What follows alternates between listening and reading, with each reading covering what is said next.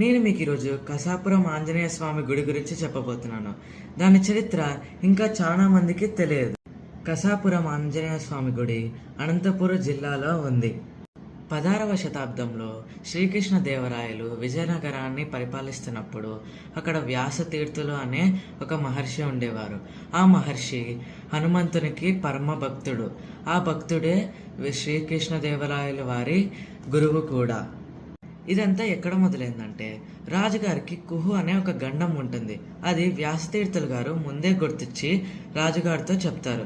ఏమని చెప్తారంటే, మీరిప్పుడు రాజ పరిపాలన చేయకూడదు, మీకు ప్రాణగండం ఉంటుంది. అప్పుడు అలా అన్నాక రాజుగారు ఏమంటారంటే, ఈ రాజ్య పరిపాలన అంతా గండం ముగిసేంత వరకు మీరే చూసుకోండి అని చెప్తారు. మరి ఈ గండానికి పరిష్కారం ఏంటి అని రాజుగారు అడుగుతారు. అప్పుడు వ్యాసతీర్థులు గారు ఏమంటారంటే, ఇంకా నాకు కూడా తెలియదు, ఇంకా ముందు తెలియచ్చు అని వ్యాసతీర్థులు గారు రాజుకి చెప్తారు. అలా రాజ్య పరిపాలన ఉన్నప్పుడు ఒకరోజు రాత్రి చిప్పగిరి అనే ఊరి దేవస్థానంలో నిద్ర చేస్తున్నప్పుడు ఆంజనేయ స్వామి తన కలలోకి వచ్చి ఇలా అంటారు.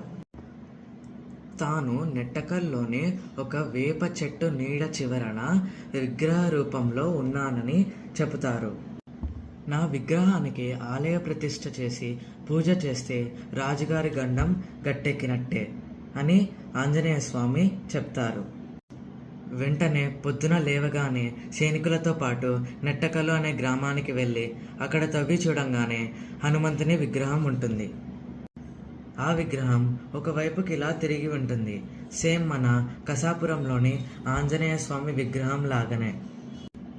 అప్పుడు ఆ విగ్రహాన్ని బయటికి తీసిన వెంటనే ఆలయ ప్రతిష్ఠ చేస్తారు. ఆ ఆలయమే ఇప్పుడు మన కసాపురం ఆలయము. ధన్యవాదాలు. జై హనుమాన్.